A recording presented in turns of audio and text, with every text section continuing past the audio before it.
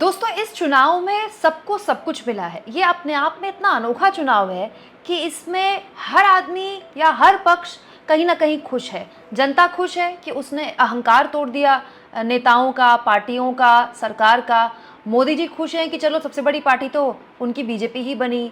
विपक्ष खुश है कि देखिए इतना मजबूत विपक्ष तो आज़ाद हिंदुस्तान में कभी रहा ही नहीं था।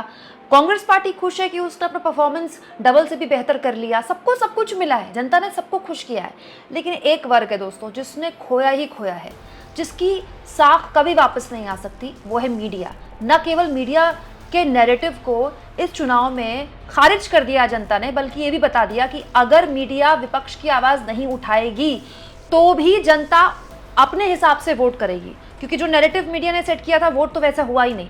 और अब देखिए दोस्तों, मीडिया की भद्द हमारे देश में तो पिटी हुई थी। हमारे देश में तो हर बच्चा मीडिया को गोदी मीडिया कहता है, लेकिन अब ये भद्द पूरी दुनिया में पिट रही है। दोस्तों, संडे टाइम्स नाम का एक विदेशी वेबसाइट है, बहुत बड़ी वेबसाइट मानी जाती है, और इसने प्रधानमंत्री रहते हुए मोदी जी की ये जो परफॉर्मेंस रही, जिस तरह का रिजल्ट रहा, इसको लेकर एक लंबा चौड़ा आर्टिकल लिखा है, जिसमें उन्होंने बताया है कि कैसे भाषणों में प्रधानमंत्री मोदी ने धार्मिक ध्रुवीकरण किया और अब मोदी जी को उन नेताओं के भरोसे, उन गठबंधन की पार्टियों के भरोसे रहना पड़ेगा जो मुस्लिमों के प्रति सॉफ्ट कॉर्नर रखती है, चाहे वो टीडीपी हो, चाहे वो नीतीश कुमार हो। लेकिन इसके अलावा दोस्तों, इस आर्टिकल में एक बात लिखी गई है जिसको अगर रूबिका लियाकत पढ़ेंगी तो उन्हें बड़ी शर्म आएगी।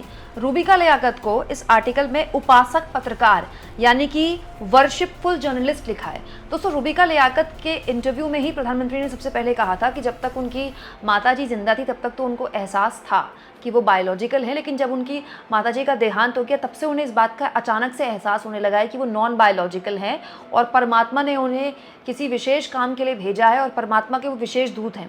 उसके बाद तो मोदी जी ने इंटरव्यू पे इंटरव्यू देने शुरू कर दिए और फिर हर जगह कहने लगे कि मैं परमात्मा का विशेष दूत हूँ, नॉन बायोलॉजिकल हूँ, मैं अविनाशी हूँ। मोदी जी ने अपने आप को परमात्मा घोषित कर दिया था, मैं अविनाशी हूँ। और देखिए, रूबिका का नाम लिए बगैर संडे पोस्ट ने उपासक पत्रकार शब्द का इस्तेमाल किया है, वर्शिपफुल जर्नलिस्ट, यानी कि एक ऐसा पत्रकार जो मोदी जी की पूजा करता है। बताइए, मतलब कितनी शर्म की बात है, कितने शर्म की बात है। हमारे देश में मीडिया की भद्द पिट रही है, यहाँ पर किसी एक एंकर की भद्द नहीं पिट रही है, हमारे देश की मीडिया की भद्द पिट रही है। सोचिए, दुनिया का सबसे बड़ा लोकतंत्र, मदर ऑफ डेमोक्रेसी, और मीडिया की ये स्थिति है कि उनके लिए वर्शिपफुल जर्नलिस्ट यानी कि उपासक पत्रकार जैसे शब्दों का इस्तेमाल हो रहा है। इस आर्टिकल में इस बात का भी जिक्र है कि कैसे आज़ाद हिंदुस्तान में पहली बार अमीर और गरीब के बीच की इतनी बड़ी खाई पैदा हो गई जो ब्रिटिश राज के दौरान भी नहीं हुई थी। बड़ा सवाल ये है दोस्तों कि मोदी जी इंटरव्यू में रूबिका लियाकत से ऐसे फालतू बातें कर रहे हैं कि मैं तो नॉन बायोलॉजिकल हूँ, जब से माताजी का देहांत हुआ है तब से मुझे अचानक से एहसास हुआ है कि परमात्मा ने मुझे विशेष कार्य के भेजा है। मैं होती, मैं तो डायरेक्टली बोलती, सर आप किस तरह की बातें कर रहे हैं? हमारे देश के संविधान में लिखा हुआ है कि देश वैज्ञानिक सोच के साथ चलेगा और आप अंधविश्वास फैला रहे हैं। आप खुद ही को परमात्मा का विशेष दूत घोषित कर रहे हैं। हालांकि जनता ने साफ कह दिया कि हमको बायोलॉजिकल पीएम चाहिए, हमको नॉन बायोलॉजिकल पीएम नहीं चाहिए। और जो स्थिति रिजल्ट की हुई है उसके बाद मोदी जी भी अपने आप को बायोलॉजिकल मानने लगे हैं फिर से। लेकिन बड़ा सवाल यह है दोस्तों कि जो साख गोदी मीडिया ने खोई है ना, इसका कोई यू टर्न नहीं है। अगर किसी को ये लगता है कि सरकार अगर कल को पलट जाएगी तो मीडिया ठीक हो जाएगा, ये नहीं होने वाला, क्योंकि गुलामों को आदत होती है, अगर उनका मालिक बदलता है तो वो नए मालिक की तलाश में हो जाते हैं। अब गुलामी की आदत हो गई है इस मीडिया को।